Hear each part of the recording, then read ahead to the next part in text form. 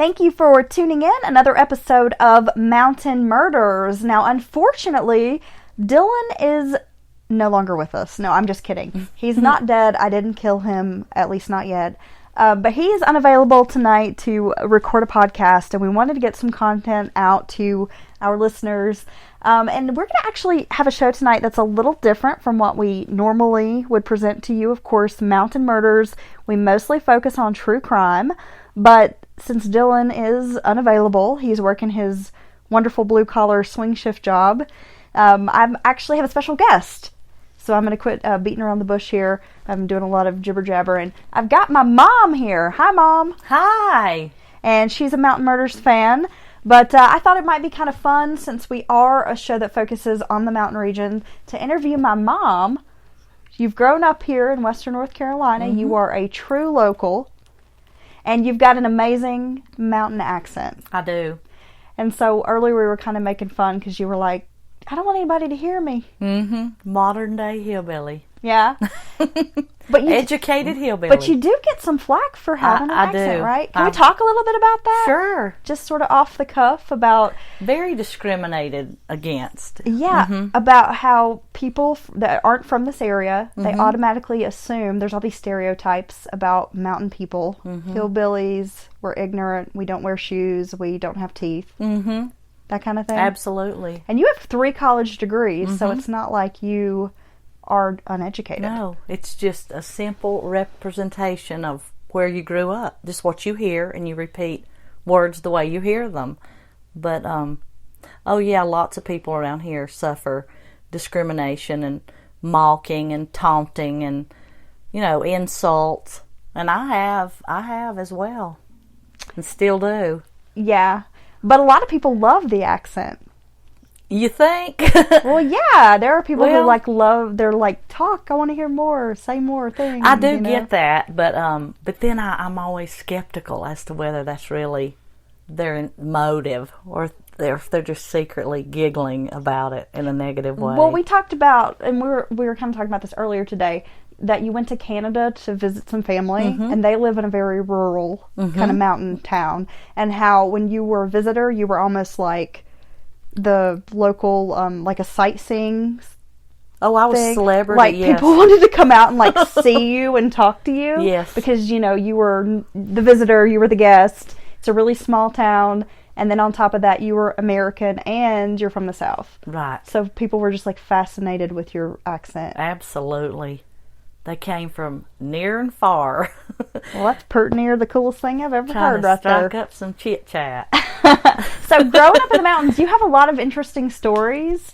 Do I? Yeah, I think you do. Tell me, earlier we were talking about buttermilk, and I even posted a question on our Mountain Murders Facebook page, like, who here likes to drink buttermilk, and it was pretty interesting to see the people who said they enjoyed buttermilk, because you had some buttermilk in the fridge today, and I said, do you actually drink that? Like, you drink it straight? And you were laughing, like, what am I supposed to put vodka in it? I was surprised you didn't already know that about me. Well, I mean, I kind of remember you drinking buttermilk when I was younger, but it wasn't like it was very often. Yeah, Mom, you got to turn the phone off. Oh, I really enjoy a cold glass of buttermilk. Tell your boyfriends to stop texting. Oh, of course. So many. Yeah. So Unlike as a child when we drank warm buttermilk when it was the most fresh. Yeah, so tell me about that, because it's pretty cool. Well, okay, my grandmother had this big, I call her Granny, we all did, a big crock, and she had fresh milk. She had dairy cows, not many, couple dairy cows, and so she had, fresh milk, but she would, when the milk was reaching its expiration date, which was only a few days because it wasn't processed. So it was raw milk? Raw milk. She Okay. just would pour it through cheesecloth to get the most of the fat out, and then we would drink it, and you could just see that yellowy fat floating around in it, and really turned me against milk for a long time. But after several days, she would pour that milk in that crock jar, and it would just sit there for days and days, and she'd pour more. And I always remember, as a kid, things are just what they are. You don't really question it. But even I thought, ooh, that milk has to be rotting, But then I don't know the timeline. I really don't, but I need to find out. They would put this wooden lid on the churn jar, and especially I can remember my mom, she'd sit and churn, which to me as a child it seemed like hours. But she would churn and churn and churn, take the lid off, check it with her finger for a certain consistency. And you could see all this butter forming on the top. And then, at whatever point she realized that, it probably made all the butter it was going to make, they would scoop the butter out, which was the consistency of, if you're a baker, like biscuit dough, I guess. Okay. And then they would pour that on cheesecloth, and milky water would run off that. And then of course they'd pour the buttermilk in jars or whatever. But then the butter, they had a butter mold that they could shape it pretty and stamp it with this little flower, which I just found fascinating, as a little child. But most of the time they just used their hands and just sort of patted out a round pat of butter. And then my grandmother would put it in the freezer like in individual things on a baking sheet, freeze that. Then when it got really, really cold, then put it in the refrigerator. And I mean, she kept it, of course, but she also gave it away, sold it. But that wasn't like her means of making money, because, she did everything the old-fashioned, organic, country way, everything, even though financially at that time, when I was a child, they didn't have to live that way anymore. She just chose that lifestyle. Well, maybe that was just what she was accustomed to, or they just really enjoyed the process of doing the little things. She had a real respect for it, too, from taking one thing, like a cow, and utilizing as many different functions and as, many types of food and different things. She had a real appreciation for that, too. So, in the crock... Okay. The butter's been scooped out, so there's leftover buttermilk. Mm-hmm. And you could see like little chunks of butter, I guess, kind of floating around in there. Now, what I buy in the store now, the little chunks or little curds are almost white. But this buttermilk the little curds were yellow. So I'm sure they were just butter. Now, they didn't strain that through a cheesecloth, because we enjoyed those little curds of butter floating around the buttermilk. But it was warm. Well, it was when it came straight out of the churn jar. It was warm. And I always wanted some just because I loved buttermilk. But oh yeah, it's much better cold. But she used it in all of her cornbread. Biscuits, maybe? No, not really biscuits that I remember. I know people do, but I don't think my grandmother did.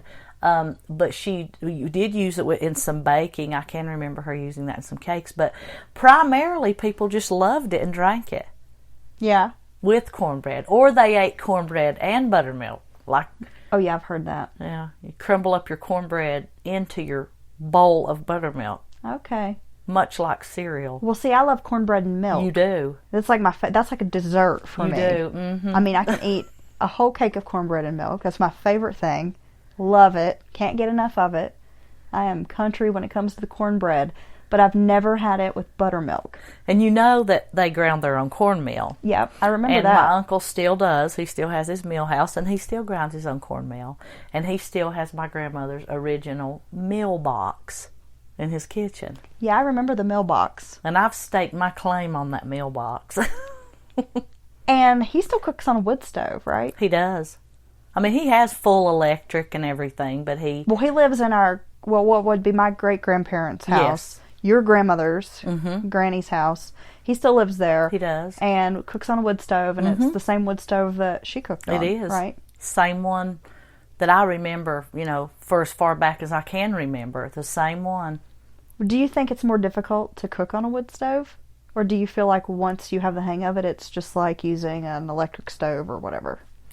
For us, I think we would see it as a real chore and a lot of effort. But like for him, oh no, he much prefers that because he just does. But for us, I mean, of course, you have to build a fire down in the stove, and then you have to let it heat up, and it's difficult, I guess, and you could almost say impossible to monitor the heat of the oven.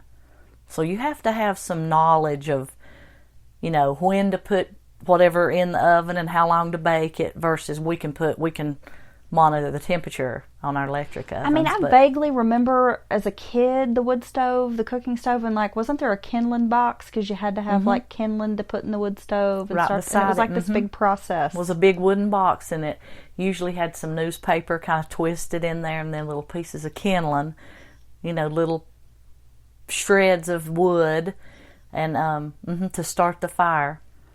And Granny and Daddy Rich, they had a lot of, they grew tobacco too, right? Because Yes. I remember as a kid, there were the barns. Mm-hmm. And I remember going across the street and there was the one big barn that burned. But playing in that, and there would be tobacco hanging. Mm-hmm. The one barn was just The tobacco barn. Yeah. Mm-hmm. And then in the summer, sometimes he'd park his tractor and stuff like that in there. But that was the tobacco barn. And the other barn was like just a typical farm. A barn on a farm, had stables. Tobacco barn really coops. freaked me out. Really? Because the tobacco hanging. Oh. And then because it would be green, and then I remember it would turn brown. Mm-hmm. And I just remember it kind of smelled funky. And I just remember Strong. that barn freaked me out for some reason. And he had all these little wood pieces, and I don't even know what those were, but they were piles of them. They weren't wood chips, but they were almost like blocks. Well, I think that it was pieces of like little moldings and trim, and but it almost looked like it had come from a factory where they cut moldings and trims for homes. It was that kind of wood, but you're right, it was all different shapes and sizes. So, and I have no idea what it was for, but I remember being a little kid, and I would go in there, and there would be the tobacco, and it just smelled weird and whatever, but I would go in there to get those little wood pieces, those little blocks, because I would play with them. I'd build stuff, it was like having building blocks. And I'd go get an armful of those and go back across the road to the house and sit on the porch and play with those. And but that barn always wigged me out for some reason. Well, speaking of tobacco, okay, this is what I remember about tobacco.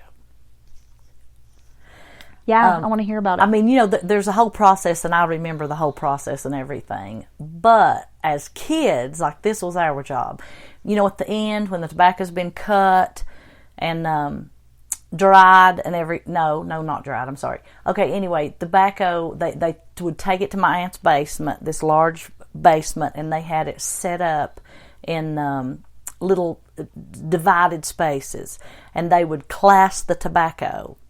Okay. And that meant like they would literally stand and grab leaves of tobacco. And I can remember my mom, my aunt, my uncles, my grandparents, they were so fast. I mean, it was like professional assembly line.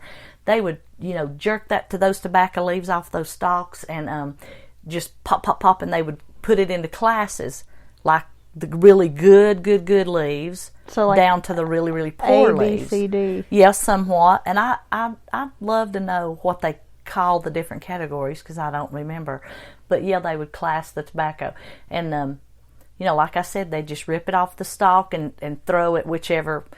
So the better tobacco went for more money, and then this tobacco went for less money. Well, as kids, there would be bunches of leaves just all over the floor, and I guess they might not have been large enough to class. Okay, but our job was to go around picking those up, and they would take a wire hanger. Wire hangers. No wire hangers. Okay. But those were really, we had multi-functions for wire hangers. Not only did you get beaten with them, but they also were... Well, that's a whole nother podcast. A utilitarian purpose to the wire hanger. Okay, sorry. So they would clip it, the very bottom of the wire hanger, they'd clip it in the corner. And then my grandfather would take pliers and make a hoop. So we would, where he clipped it was really sharp. So we took those tobacco leaves and would thread them through the stalk and thread them onto that hanger. And then when that hanger was full, pretty much full, we would kind of separate them and put a child's finger space in between each leaf. Okay. Then we would go over on the edge and sort of hook that little hook he'd made around that thing. So then they would just hang that hanger on a rod, much like you would a shirt. But the thing was that tobacco was hanging from it versus, say, a pair of slacks. Yeah. And they would dry. They would hang on that and dry, those leaves. That's pretty cool. Yeah, I mean, it was like my grandmother was just brilliant. Very industrious, And creative. It Very sounds like. creative. Innovative. That's the best word to describe her. And her life was very interesting because she was born and raised in Cataloochee Valley.